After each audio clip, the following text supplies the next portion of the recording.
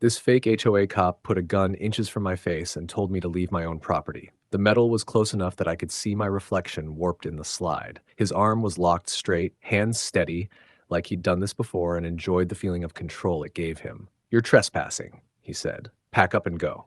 I didn't flinch. Behind him stood my house, the one I'd owned outright for years. No mortgage, no liens, no HOA signs anywhere near it. Just my land, my driveway, and the quiet I'd paid for with decades of work and discipline. Before we dive in, comment which country you're watching from. Let's see how far this story travels. To understand why a woman running a local HOA campaign would send an armed imposter to threaten me off land I legally owned, you need the backstory. My name is Ethan Walker. I'm a Marine. I don't announce it. I don't wear hats or bumper stickers. I did my time, served my tours, and came home wanting the one thing Marines don't get much of: peace. This house was supposed to be that. The problem started when Karen Brown decided she wanted power. She was running for HOA president in a nearby gated community. Campaign flyers, yard signs, meetings packed with promises. The issue was, I didn't live in that HOA. My property sits just outside their boundary, always has. But Karen decided boundaries were flexible when they were inconvenient.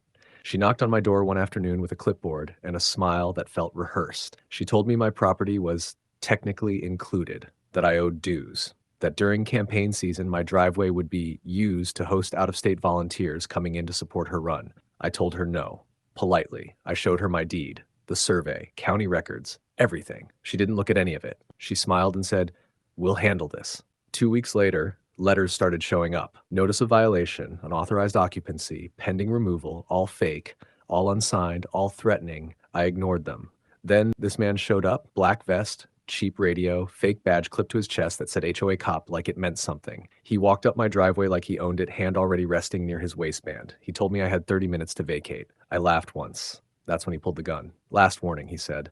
"Karen doesn't like being told no." That was the moment everything slowed down. I noticed his stance, wrong. His grip, sloppy. His breathing, too fast.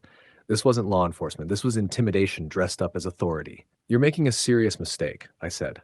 "You're armed, you're trespassing, and you're threatening a homeowner," he sneered. "You don't get it. She wants you gone." That's when I understood the real plan. They weren't trying to find me. They weren't trying to negotiate. They were trying to scare me into leaving so no one would question why campaign vans and strangers suddenly needed my land. And standing there, staring down the barrel of a gun on my own driveway, I realized something else too. Karen didn't know who she'd sent him after, and he had no idea who he'd just drawn on, because the next decision he made was going to change everything.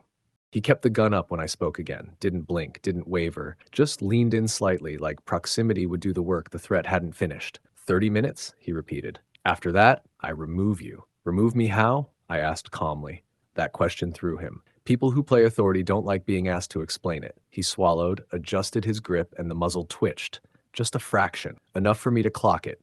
Enough to confirm what I already knew. "You're resisting a lawful order," he said. "This is your last chance." I exhaled slowly through my nose. "You are not law enforcement," I said. "You're standing on private property with a firearm, threatening a homeowner.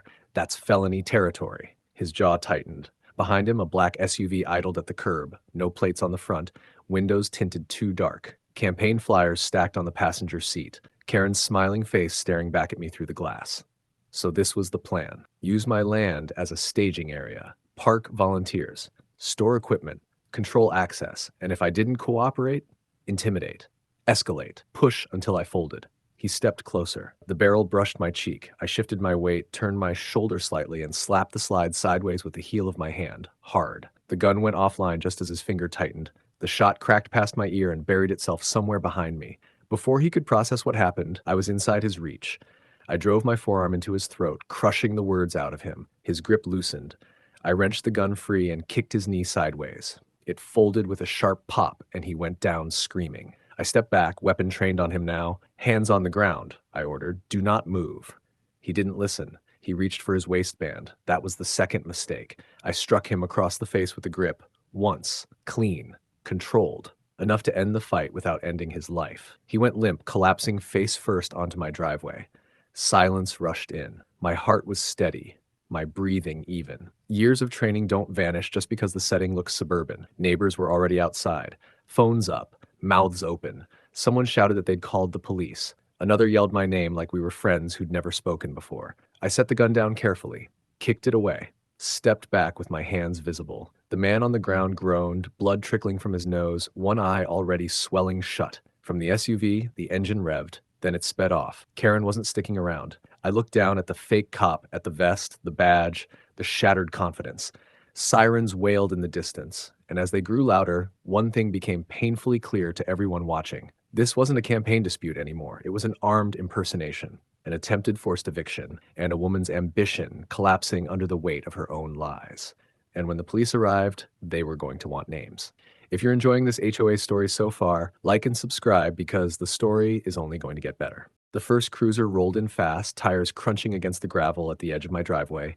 Then another. Lights washed the front of my house red and blue, cutting through the afternoon calm like a knife. I stayed exactly where I was, hands open, palms out, calm. The officer stepped out with his hand resting near his holster, eyes moving from me to the man on the ground to the black vest that read HOA cop. "What happened here?"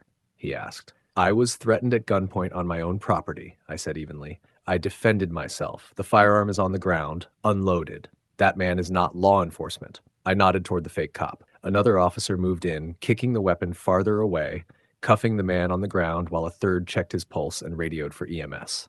The fake cop tried to speak, just a wet groan and a string of half-formed excuses, but no one was listening to him anymore. The first officer turned back to me. "Sir, I need your ID." I reached slowly into my pocket and handed it over. He looked at the name, then the address, then back at the house behind me. "This is your property?" he asked. "Yes." "No HOA?" "None. Never has been." He handed my ID to another officer who walked it back to the cruiser to run it. In the meantime, neighbors gathered closer, phones still recording, whispers turning into statements. The officer who'd first spoken to me lowered his voice. "You military?" "Marine," I said. He nodded once. Not impressed, not intimidated, just understanding the posture, the calm, the way I hadn't moved an inch since they arrived. EMS pulled in moments later. As they loaded the fake cop onto a stretcher, one of the medics shook his head. "Fractured orbital, crushed knee, concussion. Lucky to be breathing. Lucky." The word hung there. An officer approached me again, notebook in hand. "Sir, we're going to need a full statement." "You'll get it," I said, "along with copies of my deed, the survey, and the fake notices that started this." That got his attention. I watched as another officer opened the vest pouch on the stretcher and pulled out a cheap badge, a prepaid phone, and a folded piece of paper. Campaign instructions. Names. Addresses. Karen Brown's name appeared more than once. The officer's jaw tightened. From down the street, someone shouted that they'd found more flyers dumped behind a fence. Another neighbor mentioned late-night meetings, vans, cash exchanges. The picture was coming together fast. By the time the fake cop was driven away, the officers weren't asking if a crime had been committed anymore. They were asking how many. One of them pulled me aside before leaving. "Mr. Walker," he said, "you're not under arrest. This looks like clear self-defense against an armed impersonator. We'll be in touch." I nodded. As the cruisers pulled away, the neighborhood slowly exhaled. Phones lowered, whispers faded, people drifted back to their homes, carrying a story they'd be telling for years. I stood alone on my driveway, my house still standing behind me. Karen wanted land. She wanted power. She wanted obedience. What she got instead was an investigation, a trail of evidence, and a man she sent to do her dirty work facing charges that don't disappear with campaign signs. And that's how a woman who thought boundaries were flexible learned something permanent. You don't threaten a Marine on his own property, especially not with a lie, a fake badge, and a gun you have no right to carry. Because when the truth shows up with sirens and paperwork, it doesn't negotiate. The end.